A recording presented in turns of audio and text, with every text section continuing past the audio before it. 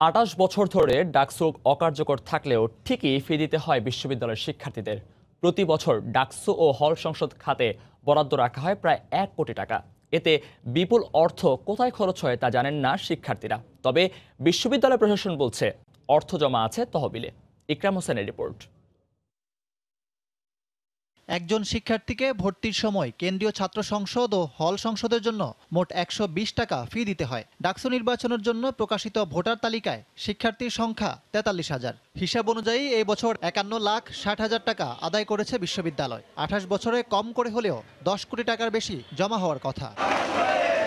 ডাকসু অচল থাকলেও ঠিকই ফি দিচ্ছেন শিক্ষার্থীরা। তবে বিশাল এই অর্থ কোন খাতে খরচ হচ্ছে তা জানেন না শিক্ষার্থী থেকে শুরু করে ছাত্র সংগঠনের নেতারাও।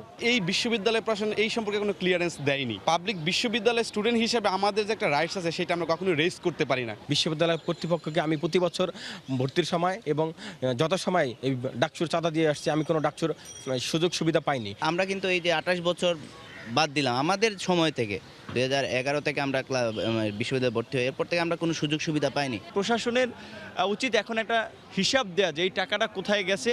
আমরা চাই যে ডাকসু নির্বাচনের মাধ্যমে যে ডাকসুর স্বচ্ছতা বা ছাত্রদের যে সংশ্লিষ্টতা ডাকসুর সাথে কিংবা বিশ্ববিদ্যালয়ের সাথে সেটা ফিরে আসুক।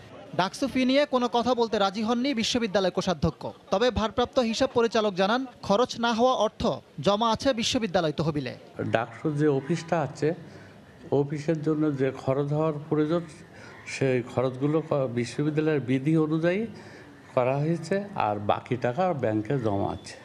এদিকে ডাকসু ও হল সংসদ অকার্যকর থাকলেও বছর বছর বরাদ্দ দিচ্ছে বিশ্ববিদ্যালয়। প্রতি বছর এই বরাদ্দের পরিমাণ প্রায় ১ কোটি টাকা। ২৮ বছর পর আগামী ১১ই মার্চ ডাকসু নির্বাচন অনুষ্ঠিত হবে। ইকরাম হোসেন, সময় সংবাদ, ঢাকা। ঢাকা বিশ্ববিদ্যালয় ক্যাম্পাসে গণতান্ত্রিক পরিবেশ নিশ্চিত করা ও ডাকসু নির্বাচনের ভোট কেন্দ্র হলের বাইরে নিয়ে আসা সহ বিভিন্ন দাবিতে আজ উপাচার্যের কার্যালয়ে ঘেরাও করার কথা রয়েছে বাম সংগঠনগুলোর। এই মুহূর্তে সেখানে আছেন রিপোর্টার ইকরাম হোসাইন। সরাসরি চলে যাচ্ছি তার কাছে। ইকরাম,